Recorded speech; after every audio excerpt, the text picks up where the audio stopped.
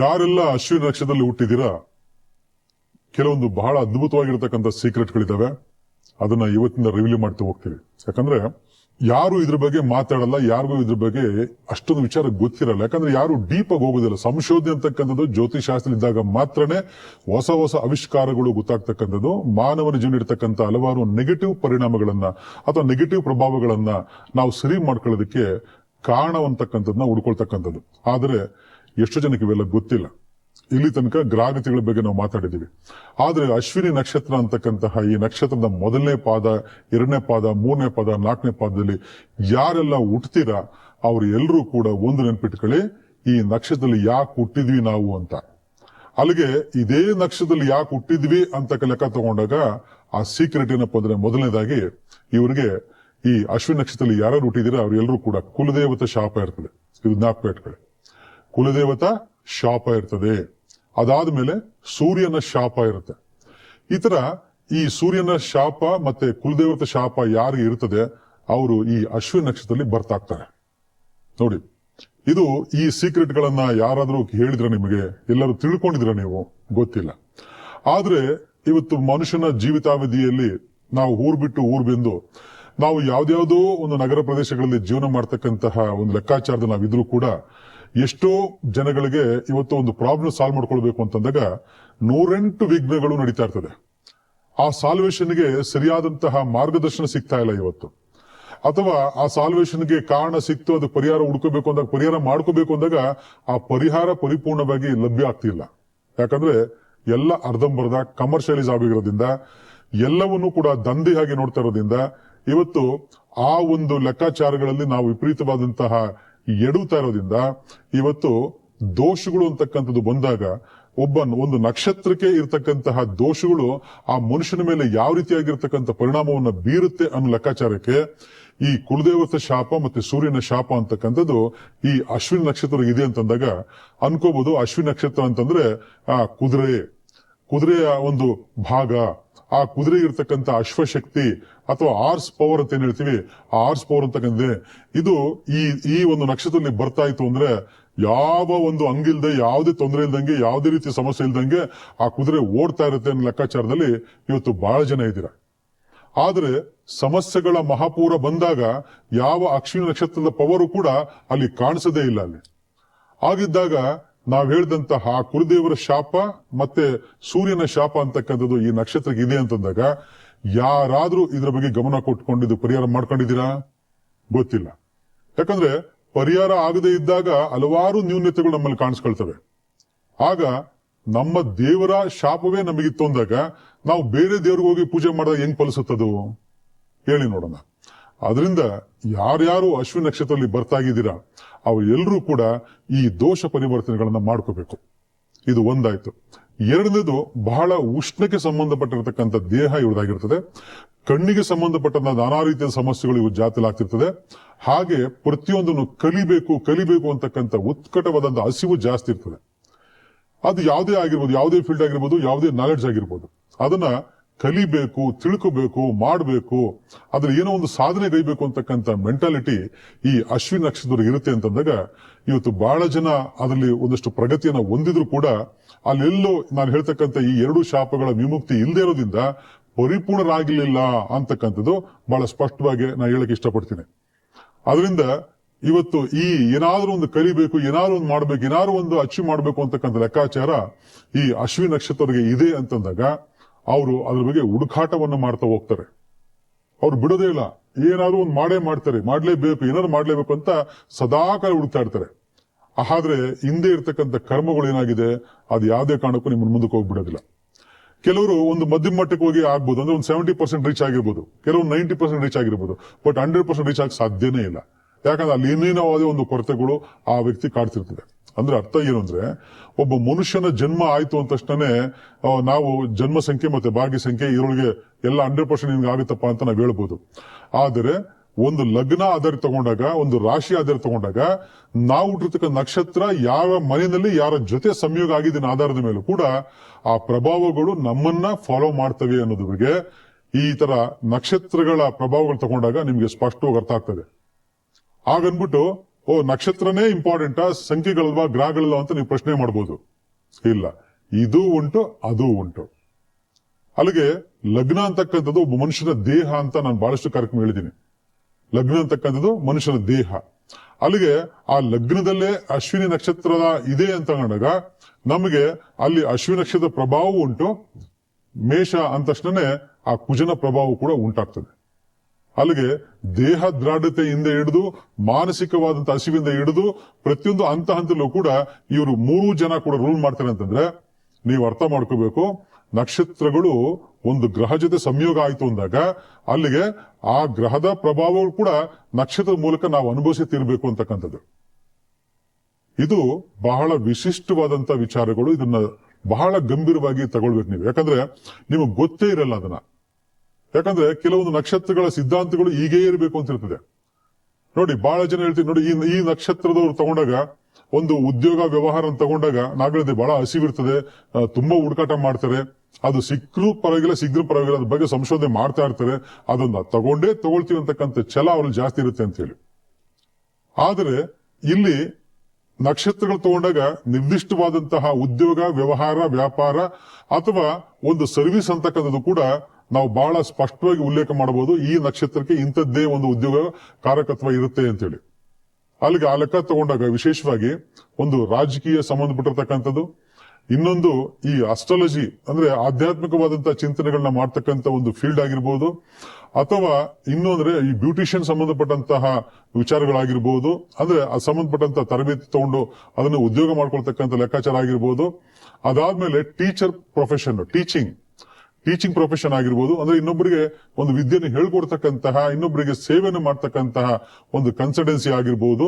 ಅಥವಾ ಇನ್ನೂ ಒಂದೇನಪ್ಪಾ ಅಂತಂದ್ರೆ ವಿಶೇಷವಾಗಿ ಈ ಕಮಿಷನ್ ಕಾಂಟ್ರಾಕ್ಟ್ ಸಂಬಂಧ ವಿಚಾರದಲ್ಲಿ ಸರ್ವಿಸ್ ಓರಿಯೆಂಟೆಡ್ ಸಂಬಂಧಪಟ್ಟಂತಹ ಯಾವುದೇ ರೀತಿಯಾಗಿರ್ತಕ್ಕಂಥ ಉದ್ಯೋಗ ವ್ಯವಹಾರಗಳನ್ನ ನಾವು ಅಶ್ವಿನಿ ನಕ್ಷತ್ರ ಮುಖಾಂತರ ಪ್ರಸ್ತಾಪ ಮಾಡ್ತೀವಿ ಅಂತಂದ್ರೆ ಇವತ್ತು ಎಷ್ಟೋ ಜನ ನಾನು ನಕ್ಷತ್ರ ಬೇಸ್ ಮೇಲೆ ನಾನು ಕೆಲಸ ಕಾರ್ಯ ಮಾಡ್ತೀನಿ ಅಂತ ಹೇಳಿ ಹೋಗ್ತಕ್ಕಂಥವ್ರು ತುಂಬಾ ಜನ ಇದ್ದಾರೆ. ಆದ್ರೆ ಇಲ್ಲಿ ನಿಮ್ಗೆ ಗೊಂದಲ ಆಗ್ಬೋದು, ಡೇಟ್ ಪ್ರಕಾರ ಹೋಗ್ಬೇಕಾ, ನಕ್ಷತ್ರ ಪ್ರಕಾರ ಹೋಗ್ಬೇಕಾ ಅಂತ. ಯಾರ್ಯಾರು ಯಾವ್ಯಾವ ಒಂದು ಸಮಯದಲ್ಲಿ ಹುಡ್ತೀರಾ ಆ ಸಮಯಕ್ಕೆ ಸಂಬಂಧಪಟ್ಟಂತಹ ಲಗ್ನ ಭಾವದಲ್ಲಿ ಸ್ಟ್ರಾಂಗ್ ಆಗಿರ್ತಕ್ಕಂತಹ ಈ ತರ ನಕ್ಷತ್ರಗಳನ್ನ ಕೂತಿತ್ತು ಅಂದಾಗ ನಿಮ್ಗೆ ರೂಲ್ ಮಾಡ್ತಕ್ಕಂಥನು ಅಶ್ವಿನಿ ಆಗಿರ್ತಾನೆ ಹೊರತು ಬೇರೆ ಯಾರು ಆಗಲ್ಲ. ಇದು ನೆನ್ಪಿಟ್ಕೊಳ್ಳಿ. ಅದೇ ಇದನ್ನ ಬಿಟ್ಟು ಬೇರೆ ಬೇರೆ ಗ್ರಹ ಸಂಯೋಗಗಳಲ್ಲಿ ಜನ್ಮ ತಾಳಿ ಅದು ಬರ್ತ್ ನಂಬರು ಮತ್ತೆ ಫ್ಯೂಚರ್ ನಂಬರ್ಗಿಂತ ಸ್ಟ್ರಾಂಗ್ ಆಗಿ ಅಥವಾ ನಕ್ಷತ್ರಕ್ಕಿಂತ ಸ್ಟ್ರಾಂಗ್ ಆಗಿರ್ತಕ್ಕಂತಹ ಒಂದು ಲೆಕ್ಕಾಚಾರದಲ್ಲಿ ನಿಮ್ಮ ಜನನವಾಗಿತ್ತು ಅಂದಾಗ ನೀವು ನಿರ್ದಿಷ್ಟವಾದಂತಹ ಲೆಕ್ಕಾಚಾರಗಳನ್ನ ಯಾವ ತರ ಮಾಡ್ಕೋಬೇಕು ಅಂದಾಗ ಡೇಟ್ ಪ್ರಕಾರ ಮಾಡ್ಕೋಬೇಕಾಗ್ತದೆ. ಆದ್ರೆ ಡೇಟ್ ಇಲ್ಲ, ನಕ್ಷತ್ರ ಪ್ರಕಾರ ಮಾಡ್ಕೋಬೇಕು ಅಂದಾಗ ಅದರ 1, 2, 3 ಪಾದ ಲೆಕ್ಕ ಮಾಡಿಕೊಂಡು ನಾವು ನಕ್ಷತ್ರ ಆಧಾರದಲ್ಲಿ ಕೆಲಸಗಳನ್ನ ಮಾಡಬೇಕಾಗ್ತದೆ. ಯಾಕಂದ್ರೆ ಒಂದೊಂದು ನಿರ್ದಿಷ್ಟವಾದ ನಕ್ಷತ್ರಗಳು ಕೂಡ ಇಂಥದ್ದೇ ದಿನ ಕೆಲಸ ಮಾಡಬೇಕು, ಇಂಥದ್ದೇ ದಿನ ಔಷಧಿ ತಗೋಬೇಕು ಅಂತ ಇದ್ದಾರೆ. ಅಲ್ಲಿಗೆ ಅಶ್ವಿನಿ ನಕ್ಷತ್ರದಲ್ಲಿ ಯಾರು ಹುಟ್ಟಿದೀರಾ ಅವರೆಲ್ಲ ವೆರಿ ಗುಡ್ ಸರ್ವಿಸ್ ಮ್ಯಾನ್ ಅಂತ ಆಗ್ಲೇ ಹೇಳಿದೆ. ಆದ್ರೆ ಆ ಸರ್ವಿಸ್ ಯಾವ ತರ ಇರಬೇಕು ಅಂದಾಗ ಇನ್ನೊಬ್ರು ಜೀವವನ್ನು ಉಳಿಸ್ತಕ್ಕಂಥ ಭಾಗವಾಗಿರ್ಬೇಕು ಅಂತ ಹೇಳ್ತೀವಿ. ಯಾಕಂದ್ರೆ ಈ ಅಶ್ವಿನಿ ನಕ್ಷತ್ರ ಯಾರಾದ್ರೂ ಮೆಡಿಕಲ್ ಫೀಲ್ಡ್ ಅಲ್ಲಿ ಇದ್ರೆ ಅವ್ರು ಜಸ್ಟ್ ಟಚ್ ಮಾಡಿ ಅವ್ರಿಗೆ ಟ್ರೀಟ್ಮೆಂಟ್ ಕೊಟ್ಟರು ಸಾಕು, 100% ಅವ್ರು ಕ್ಯೂರ್ ಆಗ್ಬಿಡ್ತಾರೆ. ಯಾಕಂದ್ರೆ ಆ ಕ್ವಾಲಿಟಿ ಇವ್ರು ಮಾತ್ರ ಇರುತ್ತೆ, ಬೇರೆ ಯಾರಿಗೂ ಇರೋದಿಲ್ಲ. ಅಶ್ವಿನಿ ನಕ್ಷತ್ರದಲ್ಲಿ ಯಾರ್ಯಾರು ಹುಟ್ಟಿದೀರಾ ಅವರೆಲ್ಲರೂ ಕೂಡ ಒಂದು ಬಹಳ ಅದ್ಭುತವಾಗಿರತಕ್ಕಂತ ಒಂದು ಇಂಟ್ಯೂಷನ್ ಪವರ್ ಇರ್ತದೆ. ಆ ರೀತಿಯಾದ ಒಂದು ಸೂಕ್ಷ್ಮತೆ ಈ ಒಂದು ನಕ್ಷತ್ರ ಇದ್ದಾಗ ಎಲ್ಲಾ ವಿಚಾರಗಳು ನನಗೆ ಗೊತ್ತಾಗ್ತದೆ, ನಾನು ಎಲ್ಲವನ್ನು ಜಯಿಸಬಲ್ಲೆ, ಎಲ್ಲವನ್ನು ಮಾಡಬಲ್ಲೆ ಅಂತಕ್ಕಂಥ ಒಂದು ಓವರ್ ಕಾನ್ಫಿಡೆನ್ಸ್ ಕೂಡ ಈ ನಕ್ಷತ್ರರಿಗೆ ಜಾಸ್ತಿ ಇರ್ತದೆ. ಇದನ್ನ ಬಿಡಬೇಕು. ಫಸ್ಟ್ ಆ ಇಂಟ್ಯೂಷನ್ ಪವರ್ ಏನ್ ಹೇಳುತ್ತೆ ಅದ್ರ ಬಗ್ಗೆ ಜಾಗೃತಿಯನ್ನು ವಹಿಸಬೇಕು. ಯಾಕಂದ್ರೆ ಇದು ಮೊದಲೇ ಲಂಗು ಲಗಮದ ಕುದುರೆ, ಅಶ್ವಿನಿ ಅಂದ್ರೆ ಕುದುರೆ ಅಂತ. ಆ ಕುದುರೆ ಅಂದ ತಕ್ಷಣ ಒಂದು ಆರ್ಸ್ ಪವರ್ ಅಂತ ಹೇಳ್ತೀವಿ. ಆರ್ಸ್ ಪವರ್ ಅಂತಂದ್ರೆ ನೀವು ನಮ್ಮ ಗಾಡಿಗಳು ನೋಡಬಹುದು, ಇಂಜಿನ್ಗೆಲ್ಲ ನಾವು ಆರ್ಸ್ ಪವರ್ ಅಂತಾನೆ ಕರೆಯೋದು. ಇಷ್ಟಿಷ್ಟು ಆರ್ಸ್ ಪವರ್ ಇರುತ್ತೆ ಅಂತ. ಇವೆಲ್ಲ ಏನಾಗುತ್ತೆ, ಒಬ್ಬ ವ್ಯಕ್ತಿತ್ವವನ್ನ ರೂಲ್ ಮಾಡಬೇಕು ಅಂತಂದಾಗ ಕೆಲವು ಅದರದೇ ಆದಂತ ಪ್ರತ್ಯೇಕತೆ ಎಲ್ಲಾ ಮನುಷ್ಯರಲ್ಲೂ ಕೂಡ ಒಂದು ಕ್ವಾಲಿಟಿ ವೈಸ್ ನಾವು ನೋಡ್ತಾ ಇರ್ತೀವಿ. ಆದ್ರೆ ಈ ನಕ್ಷತ್ರದವರು ಕೂಡ ಬಹಳ ವಿಶೇಷವಾಗಿರ್ತಕ್ಕಂತಹ ಒಂದು ಯೋಗ ಪವರ್ ಎಲ್ಲ ಇದ್ರು ಕೂಡ ಅದನ್ನ ಅವರು ಸರಿಯಾದ ರೀತಿಯಲ್ಲಿ ಬಳಕೆ ಮಾಡ್ಕೊಳ್ಳದೆ ಬಹಳಷ್ಟು ಎಡುತ್ತಾ ಇರ್ತಕ್ಕಂಥದ್ದು ನಾವು ನೋಡ್ತಾ ಇದೀವಿ. ಯಾಕಂದ್ರೆ ಆತರ ಜಾಸ್ತಿ, ಕೋಪ ಜಾಸ್ತಿ. ಯಾಕಂದ್ರೆ ಈ ಅಶ್ವಿನಿ ನಕ್ಷತ್ರ ಕೇತು ಗ್ರಹ ಈ ಕುಜನ ಜೊತೆ ಸಂಯೋಗ ಹೊಂದಿರೋದ್ರಿಂದ ಆ ಕುಜನ ಒಂದು ಪ್ರಭಾವಗಳು ಕೂಡ ಅಶ್ವಿನಿ ನಕ್ಷತ್ರದ ಮೇಲೆ ಇರೋದ್ರಿಂದ ಆ ಬಿಹೇವಿಯರ್ಗಳದ್ದು ಕೂಡ ಕುಜನ ಪ್ರಭಾವ ಕೂಡ ನಾವು ಬಹಳ ಸ್ಪಷ್ಟವಾಗಿ ನೋಡ್ತೀವಿ. ಅದಕ್ಕೆ ಆತರ ಜಾಸ್ತಿ ಅಂತ ಹೇಳ್ತಾ ಇರೋದು, ಕೋಪ ಜಾಸ್ತಿ, ಏನೇ ಇದ್ರು ಡೈರೆಕ್ಟ್ ಆಗಿ ಹೇಳ್ಬಿಡ್ತಾರೆ, ಏನಿದ್ರು ಡೈರೆಕ್ಟ್ ಆಗಿ ಮಾತಾಡ್ಬಿಡ್ತಾರೆ. ಆದ್ರೆ ಎಲ್ಲಾ ರೀತಿಯಲ್ಲೂ ಕೂಡ ಅದು ಬಳಕೆ ಮಾಡ್ಲಿಕ್ಕೆ ಸಾಧ್ಯ ಆಗೋದಿಲ್ಲ, ಎಲ್ಲರೂ ಕೂಡ ರಿಸೀವ್ ಮಾಡ್ಲಿಕ್ಕೆ ಆಗೋದಿಲ್ಲ ಅಂತ ಹೇಳಿ. ಅದರಿಂದ ಈ ನಕ್ಷತ್ರದವರು ಇರತಕ್ಕಂಥ ಲೆಕ್ಕಾಚಾರಗಳನ್ನ ಒಂದೊಂದೇ ಎಳೆಯಾಗಿ ತಿಳ್ಕೊಳ್ತಕ್ಕಂಥದ್ದು ಬಹಳ ಇಂಪಾರ್ಟೆಂಟ್. ಒಂದು ಇನ್ನೊಂದು ಏನಪ್ಪಾ ಅಂತಂದ್ರೆ, ಈ ಅಶ್ವಿನಿ ನಕ್ಷತ್ರದವರು ಮುಖ್ಯವಾಗಿ ನಾನ್ ವೆಜ್ ಅನ್ನ ಬಿಟ್ಟರೆ ಬಹಳ ಒಳ್ಳೇದು. ಯಾಕಂದ್ರೆ ಭಗವಂತ ನಮ್ಗೆ ಕೊಟ್ಟಿರ್ತಕ್ಕಂಥ ಹಲವಾರು ಮಾರ್ಗೋಪಾಯಗಳಲ್ಲಿ ನಿರ್ದಿಷ್ಟವಾದ ಲೆಕ್ಕಾಚಾರಗಳಲ್ಲಿ ನಮ್ಮ ಸೃಷ್ಟಿ ಆಗಿದ್ರು ಕೂಡ ಈ ನಕ್ಷತ್ರದವರು, ಈ ರಾಶಿಯವರು ಹೀಗೆ ಬದುಕಬೇಕು, ಹೀಗೆ ಬಾಳ್ಬೇಕು, ಹೀಗೆ ನಡಿಬೇಕು ಅಂತಕ್ಕಂಥ ಲೆಕ್ಕಾಚಾರವನ್ನ ಅವನು ಮೊದಲೇ ಮಾಡಿಟ್ಟಿರ್ತಾನೆ. ಅದಕ್ಕೆ ವಿರುದ್ಧವಾಗಿ ಹೋಯ್ತು ಅಂತಂದಾಗ ಏನಾಗತ್ತೆ, ಆ ಪ್ರಕೃತಿಗೆ ನಾವು ವಿರುದ್ಧವಾಗಿ ಹೋಗಿದೀವಿ ಅಂತ ಅರ್ಥ. ಅಂದ್ರೆ ಅಶ್ವಿನಿ ನಕ್ಷತ್ರದವರು ನಾನ್ ವೆಜ್ ಬಿಡಬೇಕು ಅಂತಕ್ಕಂಥ ಪ್ರಕೃತಿ ಹೇಳಿದ್ರು ಕೂಡ ಇಲ್ಲ ನಮಗೆ ಬಹಳ ಇಷ್ಟ ಅಂತೇಳಿ ಇಷ್ಟ ಮಾಡಕ್ ಹೋದಾಗ ನಾಳೆ ಅದು ಕಷ್ಟವಾಗಿ ಪರಿವರ್ತನೆ ಆಗ್ತದೆ. ಅದರಿಂದ ಇವತ್ತು ನಾನಾ ರೀತಿಯಾದ ಕೆಲಸ ಕಾರ್ಯಗಳಲ್ಲಿ ಹಿನ್ನಡೆ ಆಗ್ತಕ್ಕಂಥದ್ದು, ತೊಂದರೆ ಆಗ್ತಕ್ಕಂಥದ್ದು, ಸ್ಟ್ರಗಲ್ ಆಗ್ತಕ್ಕಂಥದ್ದು, ಅಥವಾ ಹಾಕಿರ್ತಕ್ಕಂಥ ಬಂಡವಾಳ ನಷ್ಟ ಆಗ್ತಕ್ಕಂಥದ್ದು, ಅಥವಾ ಪಾರ್ಟ್ನರ್ಶಿಪ್ ವಿಚಾರದಲ್ಲಿ ತೊಂದರೆ ಆಗ್ತಕ್ಕಂಥದ್ದು, ಅಥವಾ ನಾವು ಯಾವುದೋ ಒಂದು ಪ್ರಾಜೆಕ್ಟ್ ಅಥವಾ ನಾವು ಯಾವುದೋ ಒಂದು ಮಾಡ್ತಾ ಇದ್ದೀವಿ ಮುಗಿಸೇ ತೀರ್ತಿರ್ತಕ್ಕಂಥ ಹಠದಲ್ಲಿ ಹೋಗ್ತಕ್ಕಂಥ ಲೆಕ್ಕಾಚಾರದಲ್ಲಿ ಹಿನ್ನಡೆ ಆಗ್ತಕ್ಕಂಥದ್ದು, ವರ್ಷಾನುಗಟ್ಲೆ ಆ ಕೆಲಸ ಹೇಳ್ಕೊಂಡು ಹೋಗ್ತಕ್ಕಂಥದ್ದು ಈ ತಾರಕಲ್ಲಿರ್ತಕ್ಕಂತಹ ಈ ಪ್ರಭಾವದಿಂದ ಆಗ್ತಕ್ಕಂಥದ್ದು. ಅದರಿಂದ ಇವತ್ತು ಅಶ್ವಿನಿ ನಕ್ಷತ್ರದವರಿಗೆ ಹೇಳ್ತಕ್ಕಂಥ ಒಂದು ಲೆಕ್ಕಾಚಾರ, ನೀವು ನಕ್ಷತ್ರ ವೈಸು ನೀವು ಕೆಲಸ ಕಾರ್ಯಗಳನ್ನ ತೊಡಸ್ಕೋತೀವಿ ಅಂತಂದಾಗ ಇದಕ್ಕೆ ಬಹಳ ಮುಖ್ಯವಾಗಿ ಬೇಕಾಗಿರ್ತಕ್ಕಂಥದ್ದು ಓನ್ಲಿ ಒನ್ ಸರ್ವಿಸ್ ಅಂತೇಳಿ. ಅಂದ್ರೆ ಆ ಸರ್ವಿಸ್ ಮಾಡ್ತಕ್ಕಂಥ ಕೆಲಸ ಕಾರ್ಯಗಳನ್ನ ನಾವು ಬಳಕೆ ಮಾಡ್ಕೋಬೇಕು. ಈಗ ಸರ್ವಿಸ್ ಅಂತ ತಗೊಂಡಾಗ ಈಗ ಹೇಳಿದ್ವಿ, ರಾಜಕೀಯ ಅಂತಕ್ಕಂಥದ್ದು ಒಂದು ಸರ್ವಿಸ್, ಕನ್ಸ್ಟ್ರಕ್ಷನ್ ಕಾಂಟ್ರಾಕ್ಟ್ ಅಂತಕ್ಕಂಥದ್ದು ಒಂದು ಸರ್ವಿಸ್, ಬ್ಯೂಟಿಷಿಯನ್ ಅಂತಕ್ಕಂಥದ್ದು ಒಂದು ಸರ್ವಿಸ್, ಅಸ್ಟ್ರಾಲಜಿಕಲ್ ಕನ್ಸಲ್ಟೆನ್ಸಿ ಅಂತಕ್ಕಂಥದ್ದು ಒಂದು ಸರ್ವಿಸ್. ಈ ತರ ಹಲವಾರು ಸರ್ವಿಸ್ ಗಳನ್ನ ನಾವು ಜೀವನದಲ್ಲಿ ಅಳವಡಿಸ್ಕೊಳ್ಬೇಕು. ನಾವು ಅಂದ್ರೆ ಯಾರು? ಅಶ್ವಿನಿ ನಕ್ಷತ್ರದವರು. ಈಗ ಹಿಂದೆ ಯಾರ್ಯಾರು ಆಗಿದ್ದೀರಾ, ಏನಾಗಿದ್ದೀರಾ ಅದು ಬಿಡೋ ವಿಚಾರ. ಆದ್ರೆ ಕೆಲವು ಕ್ವಾಲಿಟಿಗಳು, ಕೆಲವು ಗುಣ ವಿಶೇಷತೆಗಳಲ್ಲಿ ಪರಿವರ್ತನೆಗಳು ಮಾಡ್ಕೊಂಡಾಗ ನಿಮಗೆ ಆ ನಕ್ಷತ್ರದ ಪ್ರಭಾವ, ಅದೃಷ್ಟ ಏನಾಗ್ತದೆ, ನಿಮ್ದಾಗ್ತದೆ. ಇಲ್ಲ ಆ ಆರ್ಸ್ ಪವರ್ ಕುದುರೆ ಒಂದ್ ಕಡೆ ಓಡ್ತಾ ಇರ್ತದೆ, ನೀವೊಂದ್ ಕಡೆ ಓಡ್ತಾ ಇತ್ತು ಅಂದಾಗ ಆ ಕುದುರೆಗೆ ಬೆಲೆ ಇಲ್ದಂಗೆ ಆಗ್ತದೆ. ಕುದುರೆ ಬೆಲೆ ಇಲ್ಲ ಅಂದ್ಮೇಲೆ ಗೊತ್ತಲ್ವಾ, ಅದು ಕತ್ತೆ ಆಗ್ಬಿಡ್ತೈತೆ. ಅದಕ್ಕೆ ಕುದುರೆ ಕತ್ತೆ ಆಗೋದು ಬೇಡ, ಕುದುರೆಯಾಗಿ ಇರಬೇಕು. ಆಗಿದ್ದಾಗ ಕುದುರೆ ಪ್ರಕೃತಿ ಏನ್ ಹೇಳುತ್ತೆ ನಕ್ಷತ್ರದವರಿಗೆ ಅದನ್ನ ಫಾಲೋ ಅಪ್ ಮಾಡಬೇಕು. ಇದನ್ನ ಮಾಡ್ತಾ ಬನ್ನಿ. ಯಾವುದೇ ಕಾರಣಕ್ಕೂ ಈಗಾಗಲೇ ಹೇಳಿದೆ, ಸೂರ್ಯನ ಶಾಪ ಮತ್ತೆ ಕುಲದೇವರ ಶಾಪ ಈ ಒಂದು ನಕ್ಷತ್ರದ ಮೇಲೆ ಇರೋದ್ರಿಂದ ತಪ್ಪುಗಳನ್ನ ಮಾಡಬೇಡಿ ಅಂತೇಳಿ. ಯಾವ ತಪ್ಪು? ತಂದೆ ತಾಯಿಗೆ ಗೌರವ ಕೊಡಬೇಕು, ತಂದೆ ತಾಯಿಗೆ ಮರ್ಯಾದೆಯನ್ನು ಕೊಡಬೇಕು, ತಂದೆಯ ಆಶೀರ್ವಾದ ಯಾವಾಗ್ಲೂ ಇರಬೇಕು, ತಂದೆಯನ್ನು ಅವರು ತಿರಸ್ಕಾರ ಮಾಡಬಾರ್ದು ಅಂತ ಹೇಳಿ. ಯಾಕಂದ್ರೆ ಸೂರ್ಯನ ಶಾಪ ಅಂತಂದ್ರೆ ಪಿತೃಗಳ ಶಾಪ ಅಂತ ಅರ್ಥ, ನೆನ್ಪಿಟ್ಕೊಳ್ಳಿ. ಅಲ್ಲಿಗೆ ಈ ಜನ್ಮದಲ್ಲೂ ಕೂಡ ನಾವು ಅದನ್ನೇ ಮಾಡ್ತಾ ಇದೀವಿ, ಅದೇ ರಿಪೀಟ್ ಆಗ್ತಾ ಇದೆ ಅಂತಂದಾಗ ಆ ಕುದುರೆಗೆ ಎಲ್ಲಿ ಬೆಲೆ ಇರ್ತದೆ ಹೇಳಿ ನೋಡೋಣ, ಆ ಕುದುರೆ ಅದೃಷ್ಟ ಏನಾಗ್ತದೆ ಹೇಳಿ ನೋಡೋಣ. ಅದಕ್ಕೆ ಶಾಪಗಳಿಂದ ನಾವು ಈ ನಕ್ಷತ್ರದಲ್ಲಿ ಹುಟ್ಟಿದೀವಿ ಅಂತಂದಾಗ ನಾವು ಈ ಜನ್ಮದಲ್ಲೂ ಮತ್ತೆ ಅದನ್ನ ರಿಪೀಟ್ ಮಾಡಕ್ ಹೋಗ್ಬಾರ್ದು. ಅದನ್ನ ಸರಿಪಡಿಸ್ಕೊಳ್ಳೋದಕ್ಕೋಸ್ಕರ ನಮಗೆ ಜನ್ಮ ಕೊಟ್ಟಿದ್ದಾನೆ ಅಂತ ಹೇಳಿ ನಾನು ಬಹಳಷ್ಟು ಕಾರ್ಯಕ್ರಮದಲ್ಲಿ ಎಲ್ರಿಗೂ ಹೇಳ್ತಾ ಇದ್ದೀನಿ, ಜನ್ಮದೋಷ ಪರಿವರ್ತನೆ ಮಾಡ್ಕೊಳ್ಳಿ. ನೀವು ಯಾವುದೋ ಕಾರಣಕ್ಕೆ, ಯಾವುದೋ ವಿಚಾರಕ್ಕೋಸ್ಕರ ಇಂಥ ತಾರೀಕಿನಲ್ಲಿ ಹುಟ್ಟಿದೀರಾ, ಇಂಥ ನಕ್ಷತ್ರದಲ್ಲಿ ಹುಟ್ಟಿದೀರಾ, ಅದಕ್ಕೆ ಪರಿವರ್ತನೆ ಈ ಜನ್ಮದಲ್ಲಿ ಆಗಬೇಕು ಅಂತೇಳಿ. ಆ ಪರಿವರ್ತನೆ ಯಾವಾಗ ಆಗೋದಿಲ್ಲ ಆವಾಗ ನಿಮ್ಮಲ್ಲಿ ದುರಾದೃಷ್ಟ ಮನೆ ಮಾಡ್ತದೆ. ಆ ದುರಾದೃಷ್ಟ ಇಡೀ ಜೀವನದಲ್ಲಿ ನಿಮ್ಗೆ ತಗೊಂಡೋಗ್ತಾ ಇರ್ತದೆ. ಅದ್ರ ಕೈಲಿ ನೀವು ಇರ್ತೀರ, ನಿಮ್ ಕೈಲಿ ಅದಿರಲ್ಲ. ಅದಕ್ಕೋಸ್ಕರನೇ ಈಗ ನಕ್ಷತ್ರಗಳನ್ನ ಹೊರತುಪಡಿಸಿ ಆ ನಕ್ಷತ್ರಗಳಲ್ಲಿ ಇರ್ತಕ್ಕಂತಹ ಪ್ರಭಾವಗಳು ಕೂಡ ನಾವು ಅರ್ಥ ಮಾಡ್ಕೊಳ್ಳದೆ ಮತ್ತೆ ನಾವು ಅದೇ ತಪ್ಪುಗಳು ಮಾಡ್ತಿದ್ರೆ, ಅಶ್ವಿನಿ ನಕ್ಷತ್ರ ಅಲ್ಲ, ಇನ್ ಯಾವುದೇ ನಕ್ಷತ್ರಗಳು ಬಂದ್ರು ಕೂಡ ನಾವು ಏನು ಮಾಡ್ಲಿಕ್ಕೆ ಆಗಲ್ಲ. ನಾವು ಹಾಗೇ ಜರ್ಜಿತವಾಗಿರ್ತೀವಿ. ಯಾಕಂದ್ರೆ ಕೇತು ಇರ್ತಕ್ಕಂಥ ಮನೆ ಬಂದು ಮೇಷ ರಾಶಿನಲ್ಲಿ, ನೆನ್ಪಿಟ್ಕೊಳ್ಳಿ. ಆ ಮೇಷ ರಾಶಿನಲ್ಲಿ ಕೇತುವಿನ ಪ್ರಭಾವ ಇದೆ ಅಂದ ತಕ್ಷಣನೇ ಅವನ ಆಡಳಿತಕ್ಕೆ, ಅವನ ಹಿಡಿತಕ್ಕೆ, ಅವನ ಒಂದು ನಿಯಂತ್ರಣದಲ್ಲಿ ನೀವಿರ್ತೀರಾ ಅಂತ ಅರ್ಥ. ಅಲ್ಲಿಗೆ ಅವನ ಬುದ್ಧಿನೂ ನಿಮ್ಮಲ್ಲಿ ಇರುತ್ತೆ ಅಂತ ಅರ್ಥ. ಇದನ್ನ ನಾವು ಇಟ್ಕೊಳ್ಳಿ.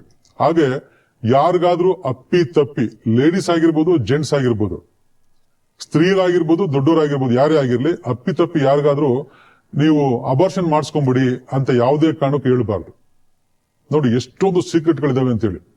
ಇತ್ತೀಚೆಗೆ ನೀವೆಲ್ಲ ಗೊತ್ತಲ್ಲ ನಿಮ್ಗೆ, ಹೋಗೊಂದು ಅಬಾರ್ಷನ್ ಮಾಡಿಸ್ಕೊಂಡ್ಬಿಡು ಅಂತಾರೆ. ಅಂದ್ರೆ ಅರ್ಥ ಏನು, ಆಕೆಗೆ ಅಥವಾ ಆಕೆ ಪರಿಣಾಮ ಬೀರ್ತದೆ. ಹೌದು, ನನ್ನ ಫ್ರೆಂಡು ಇವರೇ ಹೇಳ್ತಾ ಇದ್ರಲ್ಲ, ಇವರೇ ನನ್ ಗೈಡೆನ್ಸ್ ಮಾಡ್ತಿದ್ರಲ್ಲ, ಇವರೇ ಧೈರ್ಯ ಕೊಡ್ತಿದ್ರಲ್ಲ, ಮಾಡ್ಕೊಂಡ್ಬಿಡೋ ಮಾಡ್ತೀರಾ. ಅಲ್ಲಿಗೆ ನಿಮ್ಮಿಂದ ಅದು ಪ್ರೇರೇಪಣೆ ಆಗಿ ಆಕೆ ಒಂದು ಮಗುವನ್ನ ಕೊಂದಿರ್ತಾಳೆ. ಆಗ ಪಾಪ ಯಾರು ಬರ್ತದೆ, ಹೇಳ್ಕೊಟ್ಟವರಿಗೆ ಬಂದಿರ್ತದೆ.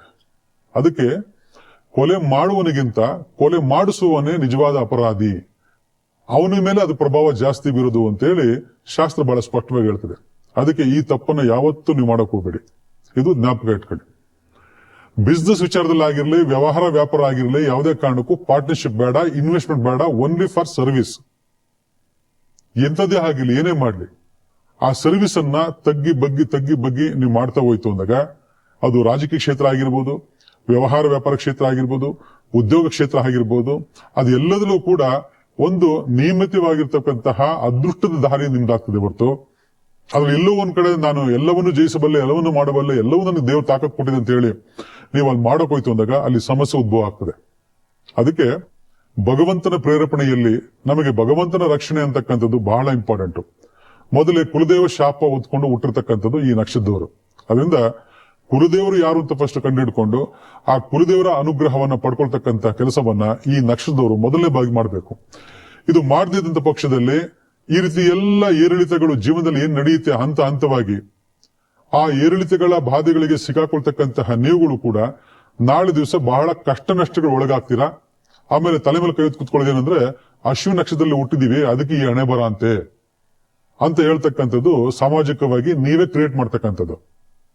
ಅದರಿಂದ ಜನ್ಮ ರಹಸ್ಯ ಅಂತಕ್ಕಂಥದ್ದು ಗ್ರಹ ರಹಸ್ಯ ಆಗಿರ್ಬೋದು, ನಕ್ಷತ್ರ ರಹಸ್ಯ ಆಗಿರ್ಬೋದು, ರಾಶಿ ರಹಸ್ಯ ಆಗಿರ್ಬೋದು, ಯಾವುದೇ ಆಗಿರ್ಬೋದು, ಎಲ್ಲವನ್ನೂ ತಿಳ್ಕೊಂಡಾಗ ಬಾಳಿ ಮಾಡಿಸಿದಾಗ ಮಾತ್ರನೇ ಅದು ಸ್ವರ್ಗ ಅಂತ ಹೇಳ್ತೀವಿ. ಅದರಿಂದ ಆ ಸ್ವರ್ಗ ದಾರಿ ಬೇಕು ಅಂದಾಗ ಇವೆಲ್ಲ ನಿಯಮ ಅಳವಡಿಸ್ಕೊಳ್ಳಿ, ಒಳ್ಳೇದಾಗ್ತದೆ.